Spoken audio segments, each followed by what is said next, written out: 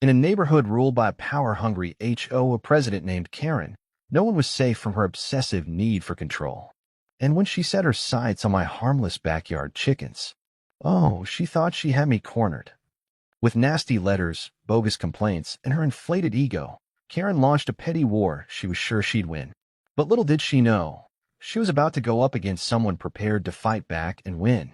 Today, we're diving into the jaw-dropping tale of how Karen's vicious campaign against my beloved chickens completely blew up in her face.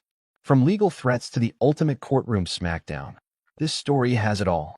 It all started with a knock on my door early one Saturday morning. Through the peephole, I saw her, Karen, our HOA president, her pristine bob haircut sharper than her expression. A clipboard was clutched in her hand like it was the ultimate weapon of authority. I opened the door cautiously. "Morning, Karen." "Morning," she scoffed. "It's more like a morning of rule enforcement. We need to discuss your unauthorized livestock." "Livestock?" I echoed, already knowing where this conversation was headed. "Yes, those chickens you insist on keeping. They're a violation of our HOA's standards." She thrust a paper at me, her eyes alight with smug satisfaction.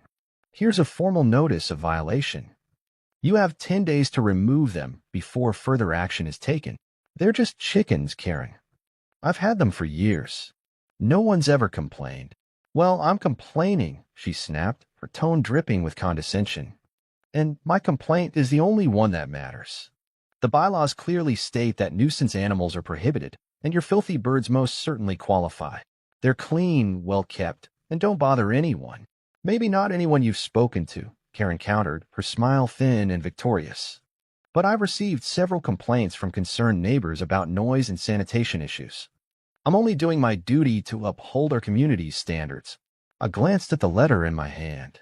The official language was intimidating, promising fines and legal action if I didn't comply. Still, I refused to be bullied. "I'll look into it, Karen. Thanks for stopping by." Her expression soured at my dismissive tone. "You have 10 days, she repeated coldly before turning on her heel and marching away. The next few days were a nightmare. Karen went on a crusade, spreading rumors throughout the neighborhood about my supposedly unsanitary and disruptive chickens. Suddenly, casual greetings from my neighbors were replaced by suspicious glances and abrupt conversations. It was as if Karen's words had tainted their perceptions overnight. Not only that, but the HOA's official complaints kept piling up. Karen sent me a certified letter, this one thick with exaggerated accusations.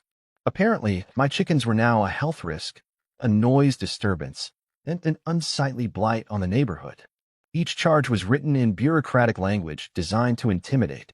I gathered evidence to defend myself, photos of the well-maintained coop, testimonies from friendly neighbors, even audio recordings proving the hens were barely audible beyond my own backyard. But the HOA, led by Karen's iron fist, refused to acknowledge any of it. Emboldened by her growing influence over the neighborhood, Karen ramped up her attacks. She began showing up unannounced, clipboard in hand, demanding access to my property for inspections. She even went so far as to call animal control, though they quickly dismissed her claims when they saw how well-kept my chickens were. Still, Karen continued her campaign, seemingly unstoppable. At the next HOA meeting, she presented her so-called evidence against me, a stack of complaints she'd coerced from neighbors, photos of my chickens from odd angles meant to make them appear filthy, and recordings that were clearly edited to amplify their quiet clucking. The other board members nodded along, some of them convinced by Karen's show of force. Others looked too intimidated to speak out against her. It was clear she had rallied enough people to make her position feel almost unassailable. I left that meeting feeling defeated, my confidence shaken. Karen's pressure campaign was working, and despite all the evidence I had, she seemed to be winning. But I wasn't ready to give up just yet.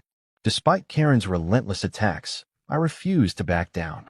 If she wanted a war, I was ready to give her one. Armed with my evidence and the unwavering support of the few neighbors who dared to defy Karen's bullying, I prepared for the inevitable showdown. I decided it was time to fight back through the legal channels Karen so adored. My first step was to hire an attorney specializing in property rights and HOA disputes. She reviewed all the documents, shook her head at Karen's exaggerated complaints, and assured me that we had a strong case. The most crucial piece of ammunition? The HOA bylaws themselves. In her overzealous crusade, Karen had completely ignored a key fact. Nowhere in the official documents did it state that backyard chickens were prohibited. The rules were vague, referring only to nuisance animals, but my chickens hardly qualified, and I had the proof to back it up. The day of the court hearing arrived. Karen strutted into the courthouse like a general marching into battle. Her clipboard was clutched tightly in her hand, her gaze laser-focused as she ignored everyone else in the room, including me. The judge, a stern but fair woman, opened the proceedings. Karen immediately launched into her tirade, her voice dripping with righteous fury. She presented her doctored recordings and the stack of complaints she had coerced from neighbors. Her eyes gleamed with triumph as she displayed her so-called evidence. But the judge was no fool. When it was my turn to present my case, I calmly delivered every piece of evidence I'd gathered. Photos of my pristine chicken coop. Written statements from neighbors attesting to the cleanliness and quietness of the hens. Even expert testimony from animal control officials verifying that my chickens posed no health or noise concerns. My attorney then pointed out the gaping hole in Karen's case. The HOA bylaws didn't explicitly ban chickens. Karen's face grew pale as my attorney dissected her flimsy arguments with cold, legal precision. The judge took her time reviewing everything before finally delivering her verdict. Miss Karen, the evidence you presented does not support your claims. The defendant's chickens are well-maintained, do not constitute a nuisance, and are not in violation of the HOA's bylaws. Karen opened her mouth to protest, but the judge silenced her with a glare. Furthermore, your behavior has been nothing short of harassment. Weaponizing your position as HOA president to target a resident without basis is a gross abuse of power. I am ordering you to cease all further actions against the defendant immediately. Should you continue this harassment, legal penalties will follow. Karen's confident demeanor crumbled. Her shoulders slumped as the reality of her defeat sank in. But the judge wasn't finished. I'm also instructing the HOA to revise its guidelines to explicitly define what animals are permissible. Until such revisions are made, the defendant's chickens are allowed to remain on her property. The gavel came down with a finality that echoed through the silent courtroom.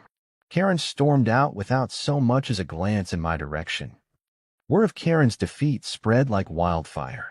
Her iron grip over the HOA was shattered, her credibility irreparably damaged.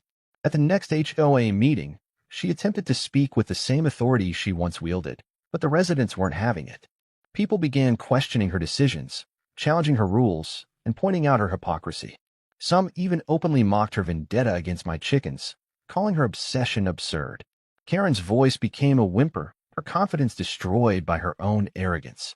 She eventually resigned from her position as HOA president, her reputation in tatters. As for my chickens, they continued to cluck happily in my backyard, undisturbed and untouchable. And every time I gathered fresh eggs, I couldn't help but smile, knowing that justice had been served.